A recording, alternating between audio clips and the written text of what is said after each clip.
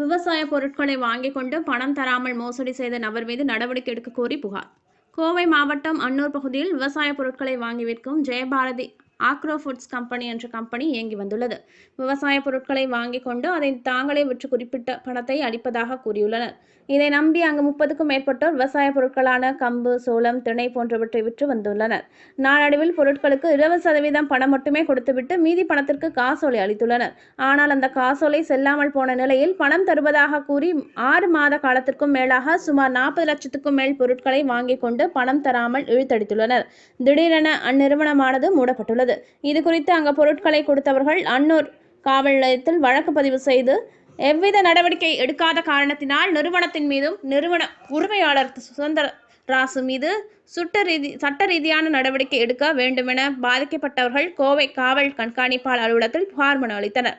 இதுகுறித்து பாதிக்கப்பட்டவர்களில் ஒருவரான கோவிந்தசாமி கூறுகையில், அந்நிறுவனத்தினர் பொருட்களை கொடுத்தால் அதனை அதிக விலைக்கு விற்று தங்களுக்கு பணம் கொடுப்பதாக தெரிவித்ததால் சுமார் 30க்கும் மேற்பட்டோர் அங்கு பொருட்களை அளித்ததாகவும் அதற்காக அவர்கள் அளித்த காசோலை செல்லாமல் போனதாகவும் தெரிவித்தார். இது குறித்து அந்த நிறுவனத்தினர் உரிய பதில் அளிக்கவில்லை என்று தெரிவித்தார். அவர் அங்கு பொருட்களை கொடுத்த பலரும் ஏமாற்றப்பட்டு விட்டதாகவும் 2 பேர் தற்கொலை முயற்சி செய்து கொண்டதாகவும் தெரிவித்தார். எனவே விவசாய பொருட்களை வாங்கி கொண்டு ஏமாற்றிய அந்த நிறுவனத்தின் மீதும் நிறுவன உரிமையாளர் சுந்தரராசு மீது உரிய நடவடிக்கை எடுக்க வேண்டும் என்று கூறினார். அது மட்டுமின்றி தற்பொழுது அந்த நிறுவனம் வெவ்வேறு பெயர்களில் பல்வேறு இடங்களில் செயல்பட்டு வருவதாகவும் தெரிவித்தார். என்னோட நேம் வந்து கோவிந்தசாமிங்க. எஸ்டிஎஸ் ட்ரேடர்ஸ்னு சொல்லிட்டு நான் கம்பெனி வச்சு ரன் பண்ணிகிட்ருக்கேன். இப்போ நான் ஷார்ட் பில் இப்போ தான் ஸ்டார்ட் பண்ணோம். ஜெயபாரதி அக்ரோ ஃபுட்ஸ்னு சொல்லிட்டு நாங்கள் கோயம்புத்தூர் அன்னூரில் பார்த்தீங்கன்னா சரக்கு நான் கொடுத்துருக்கேன், ஸ்டாக் கொடுத்துருக்கேன். விவசாய பொருட்கள் கொண்டு வந்து நாங்கள் இஷ்யூ பண்ணுவோங்க. எல்லாத்துக்கும் வந்து பார்த்தீங்கன்னா பேமெண்ட் கொடுக்குறேன்னு சொல்லிட்டு டெலிவரி பண்ணுறேன் அப்படின்னு சொல்லிட்டு தான் பேமெண்ட் அவங்க கொடுத்து வர சொல்லியிருக்காங்க. டெலிவரி வித் கேஷ், அதாவது கேஷ் அண்ட் கேரின்ற மாதிரி சொன்னாங்க. கேட்டதுக்கு இல்லை டெலிவரி தான் நாங்கள் பண்ணுவோம், டெலிவரி பண்ணோன்னே கேஷ் வந்து கையில் வாங்கிட்டு போயிடலாம் அப்படின்னு சொல்லி தான் அவங்க பேசியிருக்காங்க. பட் ஆனால் என்னென்னு கேட்டிங்கன்னா இது வரைக்கும் அவங்க பேமெண்ட் வந்து கொடுக்கல. என்னென்னு கேட்டிங்கன்னா செக் வந்து உடனே போனவுடனே பேமெண்ட் வந்துடுவாங்க, ஒரு 1/2 ஹவரில் கலெக்ஷன் ஆகிடும், இல்லை கலெக்ஷன் ஸ்டாஃப் போயிருக்காங்க, ஃபீல்டுக்கு போயிருக்காங்க, வந்துடுவாங்க சார் கொஞ்சம் வெயிட் பண்ணுங்கள், கேஷ் உடனே கையில் கொடுத்துட்றேன் அப்படின்றாங்க.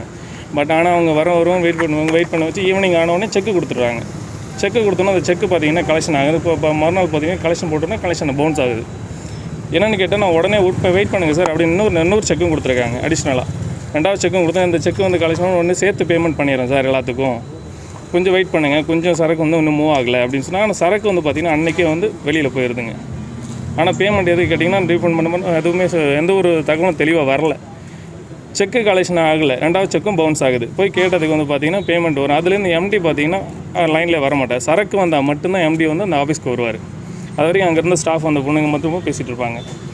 நாங்கள் அதுக்கப்புறம் பார்த்திங்கன்னா நான் அக்டோபர் 8 சரக்கு கொடுத்தேங்க. 7 லட்ச ரூபாய்க்கு 2 லோடு கம்பு கொடுத்தேன். அது மாதிரி இன்னும் எல்லாருமே அதுமாரி தான் கொடுத்துருக்காங்க. எல்லாருக்கும் சேம் ரீசன் தான் சொல்லுவாங்க, சேம் ஒரே ப்ரொசீஜர் தான், ஒரே கான்செப்ட் தான் சொல்லுவாங்க.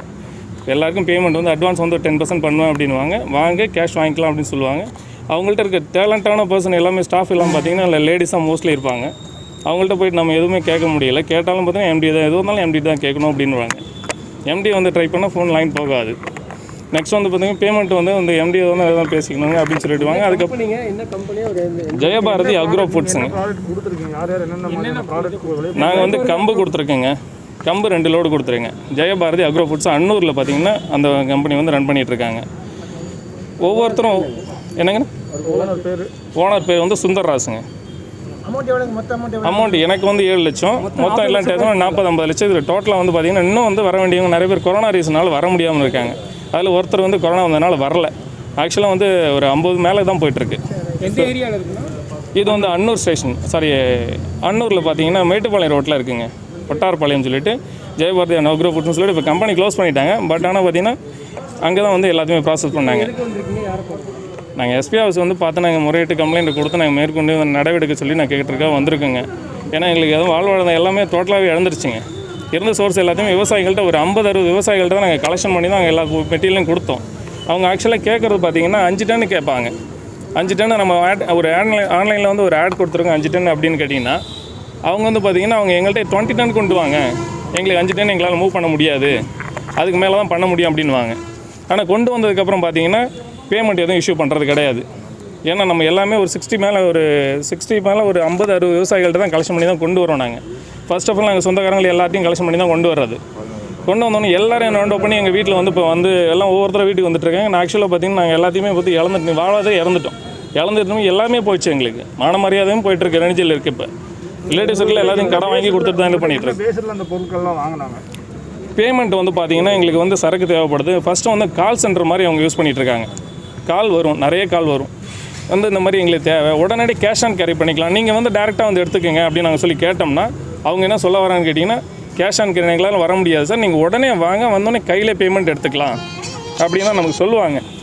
ஆனால் பேமெண்ட் வந்து பார்த்திங்கன்னா வந்த உடனே கொஞ்சம் ஹோல்ட் பண்ணுவாங்க, கொஞ்சம் நேரம் வெயிட் பண்ண தாமதப்படுத்துவாங்க. ஈவினிங் ஆகிடுச்சு சார், எங்களால் கொஞ்சம் கலெக்ஷன் ஆகலை, ஏதோ ஒரு ரீசனை சொல்லி கையில் செக்கு கொடுப்பாங்க.